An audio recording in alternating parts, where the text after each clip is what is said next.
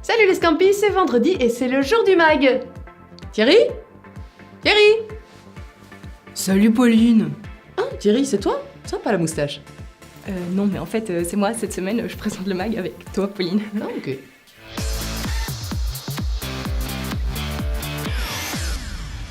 Cette semaine, on parlera de la semaine d'essai chez Weebly, on vous donnera ensuite la recette pour obtenir des employés engagés et enfin, on terminera avec les 3 compétences à avoir pour devenir CTO.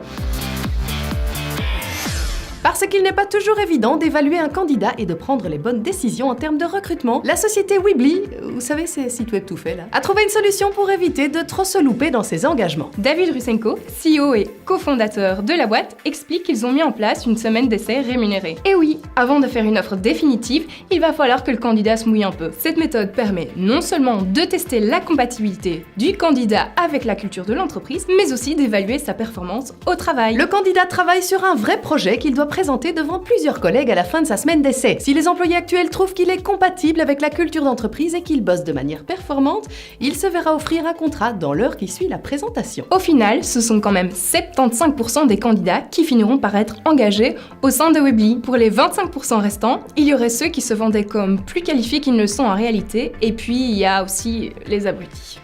Bon, ce que nous on en pense, c'est qu'il y a peut-être bien une 3e catégorie, c'est-à-dire un mismatch entre la boîte et le candidat, tout simplement. Ça arrive, c'est pas pour ça que le gars est forcément con ou sous-qualifié après tout. Enfin, comme quoi la nature d'un individu peut déjà bien se révéler en une semaine. Ouais, ça, c'est clair. Bref, c'est une méthode qui permet de réaliser de meilleurs recrutements sur le long terme, et puis petit bonus pour tout le monde, après la semaine d'essai, eh bien le petit nouveau sera plus facilement intégré.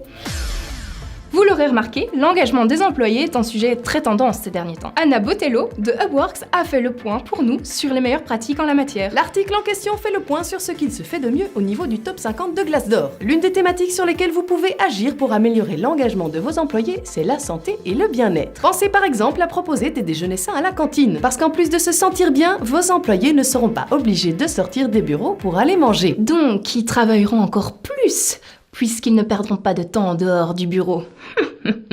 Vous pouvez aussi jouer sur l'ergonomie, la hauteur des chaises, des bureaux, des massages. Oh ouais, des massages. Non. Sinon, pour encourager l'équilibre entre la vie perso et professionnelle, vous pouvez faire comme chez SeatGeek, où les employés reçoivent un certain montant mensuel à dépenser pour des événements live. Au niveau de l'environnement de travail, il y a aussi des boîtes comme Classy qui permettent d'amener son chien au travail. Chez La Salle, on célèbre l'anniversaire du premier jour de travail des employés. Pour ce qui est des formations et du développement, chez Illuminate, ils ont laissé tomber l'évaluation annuelle pour la remplacer par un feedback mensuel. Chez Cloudera, on encourage les employés à participer et à organiser des événements de charité. Et on encourage l'innovation en permettant aux employés de passer du temps sur des projets plus personnels. Un peu comme chez Google avec leur 20% Time qui ont permis à Gmail de voir le jour. L'article parle aussi de communication et prend l'exemple de Presence Learning qui mesure l'engagement de ses employés à travers une enquête biannuelle. Enfin bref, une véritable mine d'or si vous cherchez des idées originales pour booster l'engagement dans votre boîte. LinkedIn a mené l'enquête pour définir les compétences les plus recherchées par les recruteurs lorsqu'ils cherchent un CTO. Un quoi ?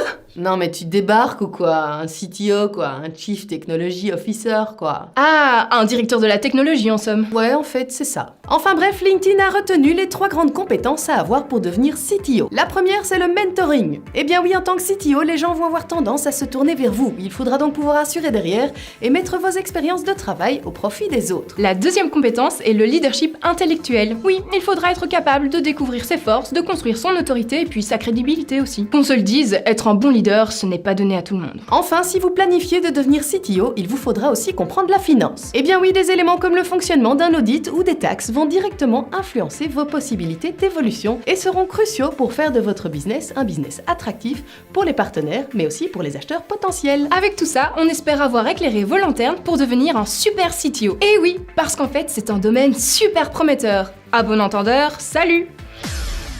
Voilà, c'est tout pour aujourd'hui, on se retrouve la semaine prochaine, même heure, même endroit. Et sur les réseaux sociaux comme d'habitude. Et n'oubliez pas, on ne crache pas à la figure d'un homme, sauf si, bien entendu, sa moustache a pris feu.